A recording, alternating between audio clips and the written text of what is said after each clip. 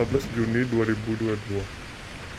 Ditemukan mayat seorang pemuda yang tersangkut di pohon karet. Orang-orang bertanya, bagaimana mungkin mayat orang itu tersangkut di pohon karet yang tinggi? Bagaimana mungkin mayat orang itu terbungkus kain kapan? Apakah ada orang yang bawanya ke atas, lalu membungkusnya? Tidak ada tanda kecelakaan atau kekerasan fisik di tubuh mayat tersebut setelah diautopsi. Kilas balik 10 hari sebelum ditemukan mayat pemuda tersebut. 4 Juni 2022. Pagi yang cerah pada hari itu. Ada seorang laki-laki bernama Reja yang hobinya jalan-jalan dengan mobil dan berfoto di mana saja. Reja bangun tidur dengan penuh semangat dan menyiapkan kebutuhannya di rest area. Mari kita lihat. Air mineral hampir habis. Mie instan dan makanan kaleng juga hampir habis. Oh, dan juga gas untuk kompor portable. Gumam laki-laki itu sembari mengecek persediaannya di bagasi mobil.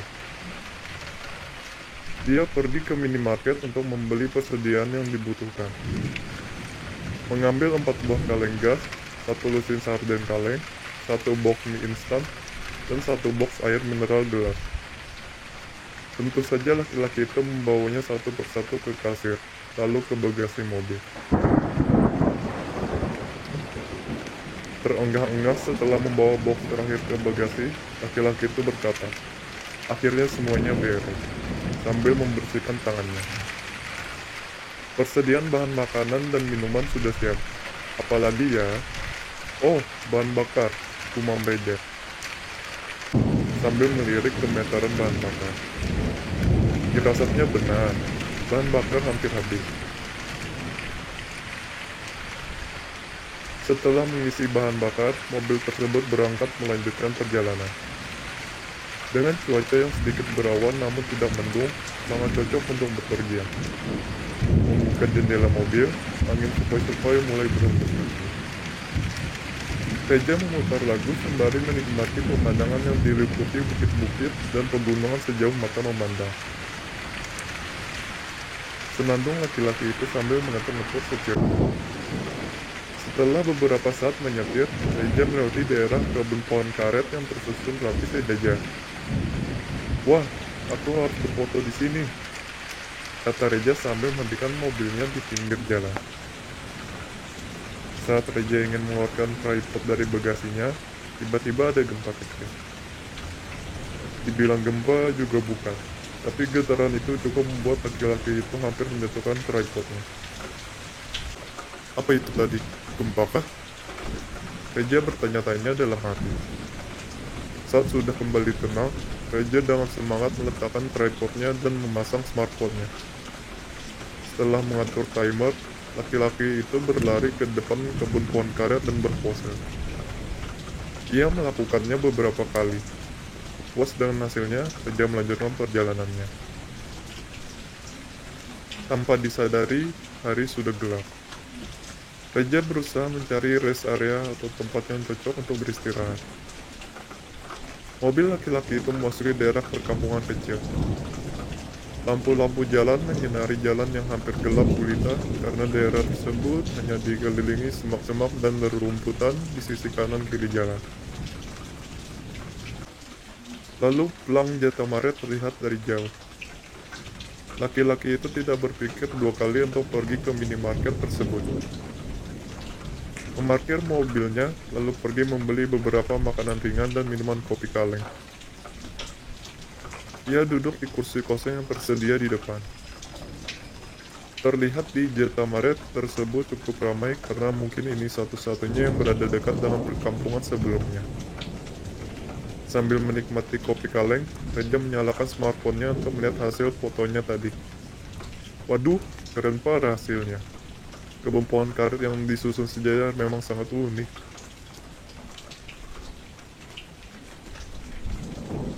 Reja keasikan memainkan smartphone-nya, waktu pun berlalu dengan cepat. Saat Reja menengok parkiran sekitar, tempatnya sudah sepi. Mengecek jam di layar smartphone, waktu menunjukkan pukul 11.30.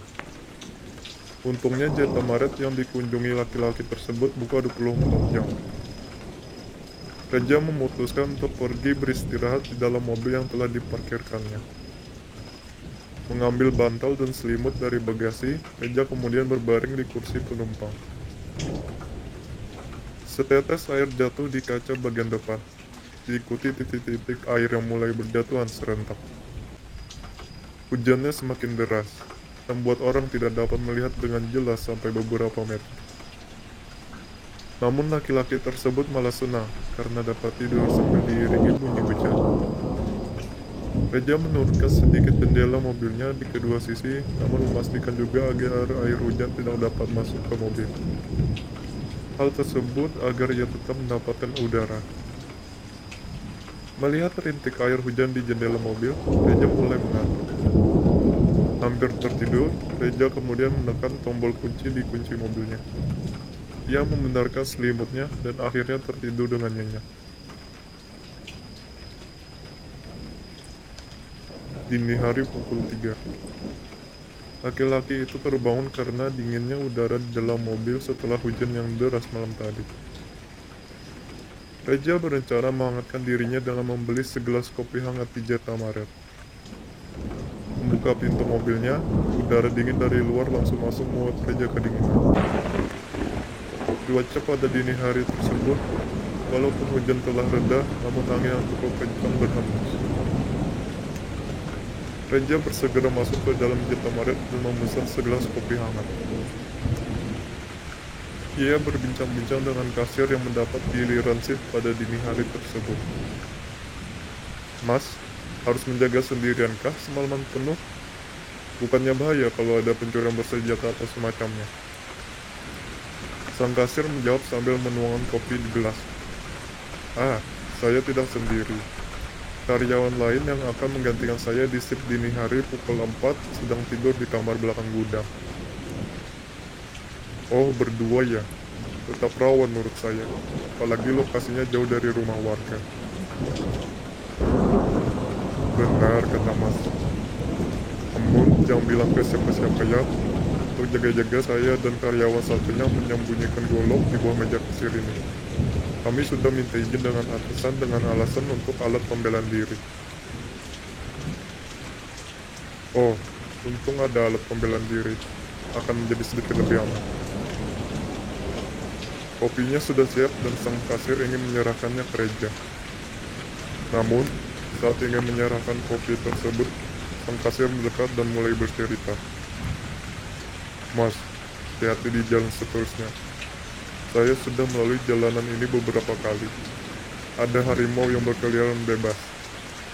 Saya hampir diterkam, namun berhasil melarikan diri. Saran saya, tunggu hari agak terang sebelum bepergian." "Hah? Ada harimau yang berkeliaran?" Reja bertanya balik dengan nada terkejut. "Iya, tapi Mas menggunakan mobil, harusnya aman saja. Tapi sebenarnya juga ada." "Ada apa, Mas? Jangan nakut-nakutin saya dong." Sambil menghela napas, kasir itu melanjutkan ceritanya. "Ini terserah Anda mau percaya atau tidak. Kadang-kadang saya melihat sosok yang tidak bisa dijelaskan yang bertarung dengan harimau tersebut.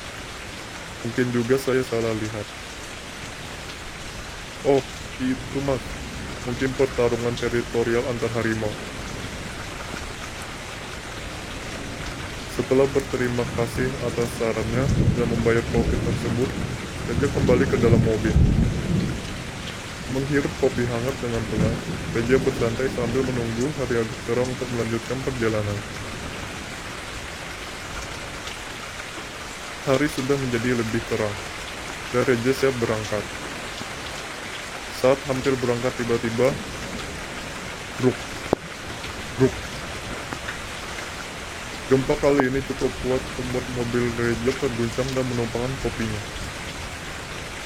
Reja yang panik segera keluar dari mobilnya dan pergi ke tanah lapang. Ternyata gempa tersebut hanya berlangsung sepertian detik.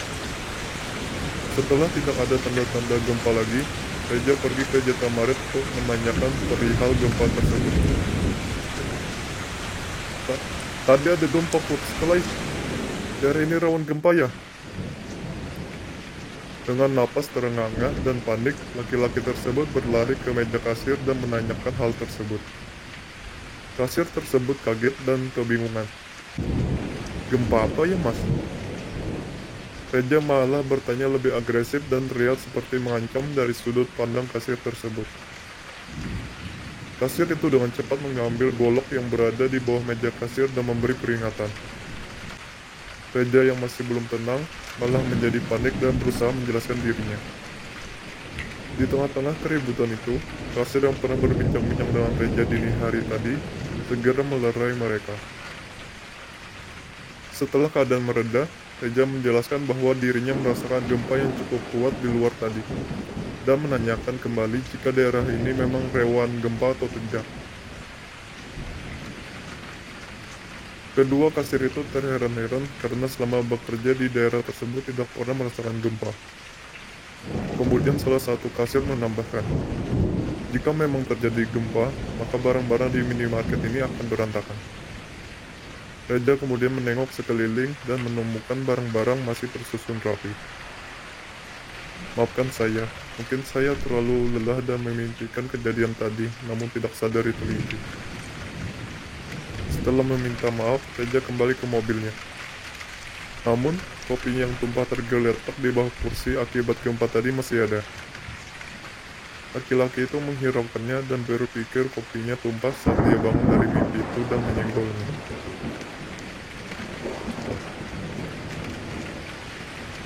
Melihat jalan yang sepi, Reja menancapkan gas dan pergi melanjutkan perjalanan. Pusing karena keanehan yang menimpanya, laki-laki itu berusaha melupakan dan ingin mengoleksi foto yang baru di tempat unik lainnya. Lalu, di tengah jalan ada persimpangan dua arah. Reja bingung pilih jalan yang mana.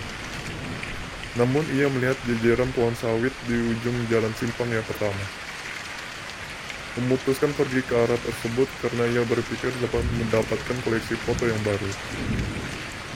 Benar, pas salah lihat laki-laki itu menuju jalan yang terdapat kebun kelapa sawit yang luas di sisi samping ruas kanan dan kiri jalan. Reja segera mempersiapkan peralatan dan berpose di depan kebun kelapa sawit. Wah, bisa nanti aku post dengan tag juragan kelapa sawit. Berfoto dengan riang, Reja kembali ke mobil dan mencari spot berfoto berikutnya. Tak jauh dari lokasi kebun kelapa sawit, terdapat kebun karet yang tak kalah luas dengan kebun kelapa sawit sebelumnya. Laki-laki tersebut tidak pernah melihat kebun pohon karet seluas ini. Bahkan sampai sejauh mata memandang masih terlihat pohon karet. Reja mempersiapkan peralatan fotonya lagi dan berpose di depan kebun pohon karet.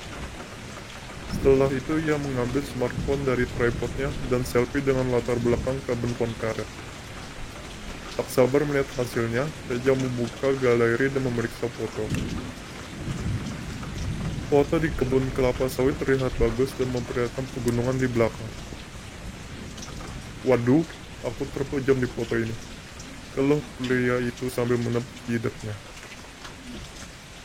Saat menggeser ke foto kebun pohon karet, tidak ada yang terlihat aneh di hasil foto yang pertama dan kedua. Namun, hasil foto yang ketiga terlihat seperti kain putih yang tergantung di belakang salah satu pohon karet. Reja mencoba menzoom ke arah pohon karet tersebut. Alhasil, laki-laki itu melepaskan smartphone-nya dari genggamannya karena saking terkejutnya. Rupanya kain putih tersebut bukan hanya sembarang kain, melainkan kepala mayat yang terbungkus dengan kain kapan dan terlihat seperti sedang mengintip di belakang pohon karet. Reja dengan refleks melihat ke pohon karet tersebut, namun tidak ada apa-apa. Takut karena melihat hal-hal yang aneh di hasil jepretannya, Reja bersegera mengambil smartphone yang retak karena terjatuh tadi. Kemudian foto yang muncul di layar tersebut menampakkan hal yang lebih menyeramkan dari hal sebelumnya. Mayat-mayat yang telah dibungkus kain kapan mengintip dari setiap pohon karet yang ada di foto tersebut. Reja semakin panik dan ingin bergegas pergi. Dia kemudian melihat ke arah jalan balik yang sebelumnya terdapat kebun kelapa sawit malah dipenuhi pohon karet sejauh mata memandang. Gempa terjadi lagi secara tiba-tiba, namun kali ini disertai dengan suara orang sedang melompat serentak. Berkata semakin mendekat.